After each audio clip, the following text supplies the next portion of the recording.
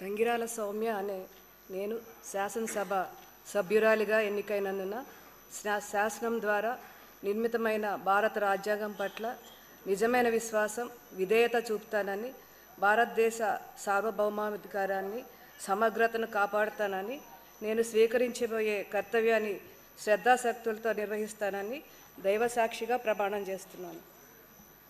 ఆంధ్రప్రదేశ్ శాసనసభ సభ్యురాలనైన తంగిరాల సౌమ్య అనే నేను సభ నియమాలను కట్టుబడి ఉంటానని, వాటిని అనుసరిస్తానని, సభ మర్యాదలను పాటిస్తానని, సాంప్రదాయాలను గౌరవిస్తానని దైవసాక్షిగా ప్రమాణం చేస్తున్నాను.